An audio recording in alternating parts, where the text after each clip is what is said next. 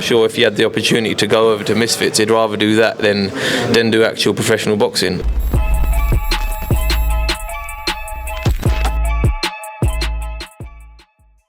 This is Jonathan Agger, 5th Pro Boxing Fans, joined by Hamzah Sheeraz, who is back in the UK ahead of the biggest fight to date against Tyler Denny next Saturday night at Wembley Stadium. Hamzah, it's a big one this time. How excited are you? Oh, I'm very excited, very, very, very excited. I can only thank His Excellency Turki Al Sheikh. I can thank God, thank my team, thank everyone involved.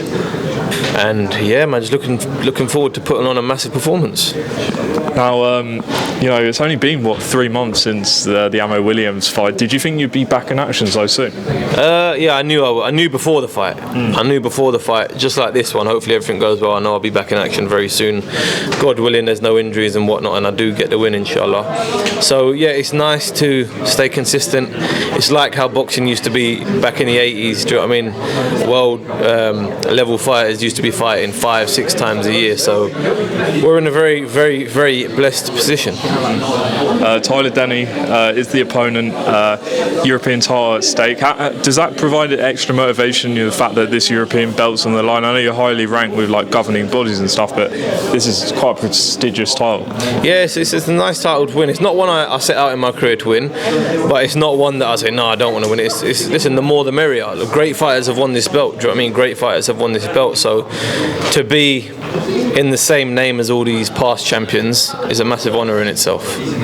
And what do you make of Denny? Obviously he had that sort of breakout performance against Cash, and that's put him in this position. What do you make of him as a fighter? I've got the utmost respect for him, as I do with most of my opponents, and I know that he's going to bring a version of him that we haven't seen. This is the opportunity of a lifetime for him.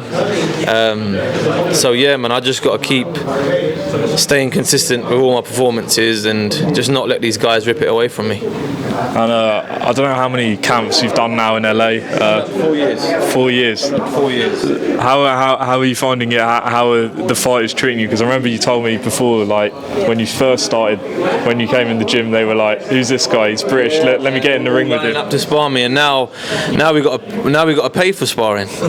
So it's a good position to be in. You're progressing, and I'm kind of getting more respect amongst the coaches and the fighters out there as well. I'm more known, especially after the Ammo Williams fight, him being an American fighter.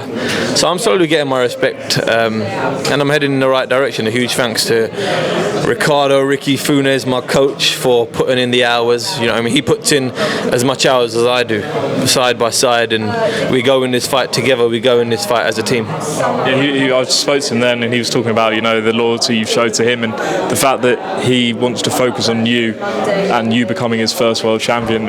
Talk to me about sort of the relationship and chemistry between you two. It's been good, man. It's been very honest. That's a key to a good relationship, and it's been very transparent. Just like having a girlfriend, isn't it? Just like having a girlfriend. Honesty and transparency in all walks of life will always get you far, and that's what it's been with him. When it's work, it's work. When it's time to chill, it's chill time, and we never cross wires. And I never have I disrespected him. I always listen to him. So yeah, man, the relationship between me and Ricky is coming to fruition, and it's yet to reach its peak. Little something he told me off camera is that after this fight he wants you to spar with Canelo and go down to the gym. I don't know. It's all right for him to say that, but I'm going to be the one in there being on the receiving end of them punches. Do you know what I mean? So as long as he does a round, I'll do more than enough rounds with him. But I'm sure he'll get me the opportunity. And experience out of it. Exactly, man. A great experience. And yeah. I didn't even know that until you told me it. Do you know what I mean? So yeah, I'll definitely be having words with him after this. The middleweight division, Hamzah's heating up. I appreciate your focus on Denny, but you've got Lara and Garcia fighting this weekend, Janabek and Adames. Do you think this isn't a good place and the world title shot's imminent? It is, the division is open. It's a very open division to be in, domestically, on the worldwide scene as well. But for me to win world titles and for all that to become a reality, 21st September is where the buck stops at the minute. It'd be remiss of me to not ask you about someone that called you out, Denzel Bentley. You know, that's been talked about for ages now. You know, did you watch his last fight? And you know, what do you make of him? I didn't watch it, but I did see the highlights. Great knockout. He's a good fighter, and it's one of them. Maybe we'll see me and him in the ring in the future. Who knows? And then Chris Eubank, I know you've been asked about him today, but you know, Carl Froch came out and described him. He kind of labelled him a celebrity fighter and feels like sounds about right. He's not really focusing on the world champions. Do you feel that way? Yeah, that's what I like about Carl Froch. He there's no messing around with him. He says it how it is, and I agree with him.